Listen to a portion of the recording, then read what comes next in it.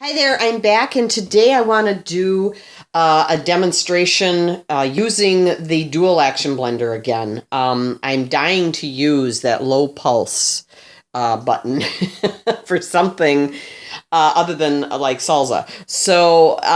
But I'm also want to do this video as kind of a challenge to a statement that's printed on the box that this comes in. And I believe it's probably on the Oster Pro 1200 as well. And don't quote me on that because I don't have the box right in front of me. But the ones that have this food chop button make this claim here. And I'm going to put that there and hold it there so you can read it. The patented reversible motor technology works as a powerful blender and food processor all in one. And it's this food processor part of the statement that I want to kind of challenge. When you read reviews on some of these blenders, most of them are really, really good. Most people are very happy with it. But then there'll be those few that want the blender to do absolutely everything. And that includes acting like a food processor. Well, a blender is never going to behave like a food processor. It's a completely different configuration with a tall jar, blades at the bottom. A food processor has a larger bowl that's wide, straight sides, flat on the bottom, and the blades are flat, perfectly parallel with the bottom. They're not bent up lotus position or anything like a blender blade is. So when they chop food, things spin around and the food flies out against the sides, the inside of the bowl. And they can only go so far, so eventually they'll get caught up. That's the idea anyway, that they'll get caught up in the blades and they'll get chopped up. And the longer you pulse it or the longer you have the on button going, the finer it gets. But it will never be blended smoothly like a blender, okay? It's just a different configuration. Blenders, the way they're designed,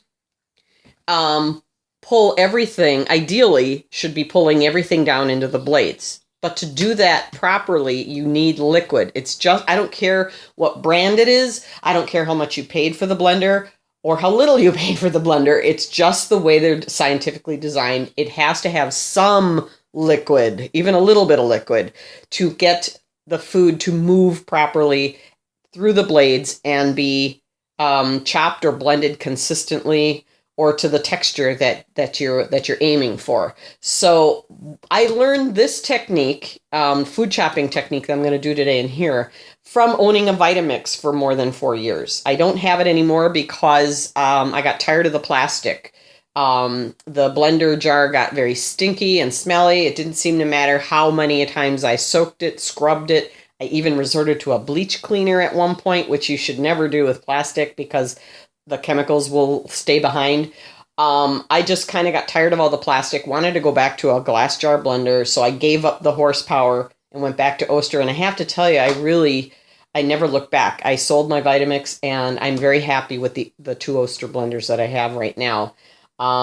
So getting on with the challenge here, let me get this box out of the way. And then I'm going to move my blender over just a little bit. I don't want to get too close to the edge of the counter here. All right, so how you do this, how you chop food in here, like say I want to make hash browns, okay?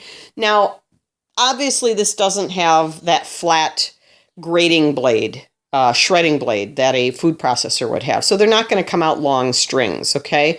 But you are going to get a fine enough chop on it and reasonably consistent that you will be able to fry that up in a pan or make potato pancakes out of it, however you want to do that. And it will work great. So let me show you how this is done. And for hard veggies, this is great. You can also do this with carrots if you want to make carrot cake or one of those old-fashioned carrot salads with the raisins and the mayonnaise dressing and all that. It'll work for that too. So I'm going to put this is just one medium potato that I have in there. And then you're going to add water. And you need enough to cover the potatoes in there, okay? So far, so good? All right, now I want to zoom in a little bit so that you can see this. Just so we can keep an eye on what the potatoes are doing here. Okay, so I'm gonna put my lid on. Now, this is where I'll tell you I haven't done this yet in this blender, so we're doing this together. So I'm gonna start with the low pulse and see how this goes, okay? So far, so good.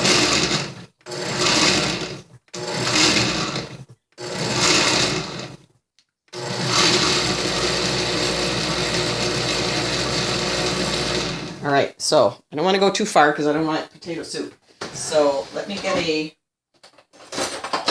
just want to get a pierced spoon so I can pull some up and see what we've got here. And it looks, from the outside, it looks pretty even. I'll bring it up here so you can see. You can kind of focus on that. It looks pretty even. So let's see if I get past the foam here. It looks pretty even. Now, granted, it is chopped, not shredded. Remember, I did say that. So here's what they look like. It's pretty even. So then what you're going to do, once you get it to the texture that you want, I'll just set that back in here for a second. You're going to strain this through a mesh strainer to get all the water out. And then you can, dry your potatoes or let them sit in the strainer till you're ready to cook them, just to get them a little bit drier. And then you're good to go. Because this is a hard vegetable, it's not going to sit and turn to mush. Like, you would never do this with tomatoes, obviously, and you wouldn't need to because they have so much moisture in them already. But this will actually do two things. When you want to fry potatoes from a raw state, do you ever get that? It's crispy on the outside, but it's like gluey, sticky, gummy on the inside. Well, that's from all the excess starch. And when you cut the potato up, the smaller you cut it, you release more of that starch. So what do they tell you, especially when you're going to make, a recipe tells you if you're making homemade French fries, soak, after you cut the potatoes into the fry shape and size, soak them in cold water for like 15, 20 minutes and then rinse them. Well, this is doing two things. You're getting your rinse at the same time. So, so that's that. So I'm going to pause for just a second so that I can strain these. Hold on. Okay, I'm back, and I finished straining these, and then I rinsed them a little bit because you want to get the starch off that the water had in there too. So I just want to show you what this ended up looking like. They're really consistent. I'm quite pleased with this experiment. But if you see, I hope I'm not too close here, so it's blurry, but see, you can see it's a really nice chopped consistency. And again, it's not the little strips, shoestrings that you're used to, but this is going to make dynamite hash browns. And I'm not going to waste this, trust me. I am going to put some onion in there and serve it as a side dish for dinner tonight. You could even make potato pancakes out of this, however you want to do that. So again, you could also do this with carrots, same thing, although you don't have that starch issue necessarily with the carrots, but the same thing. You would put it in there with your water just to cover, do your blending cycle, and then strain them, and you're good to go. If you're going to use it in cakes or a carrot bread or something baked, you're definitely going to want to dry those really well beforehand because you've had it in water. But that's really the only extra step. This is a wonderful tool for the kitchen. I bought this as a backup blender, but I'm finding it has tools and functions that I think are wonderful. I mean, I can see myself pulling this up whenever I want to use that low pulse or the food chop, which is slower going than the Oster Pro 1200. I mean, they're both wonderful blenders. I can see myself going back and forth between the two depending on the job, the task I need to do. So I hope this is helpful to you. And please give me a thumbs up if you like my videos. Have a great day. And today is a wonderful summer day with the windows open. I'm going to enjoy it. So now that I'm done, I'm going to go outside. Again, thank you so much for watching.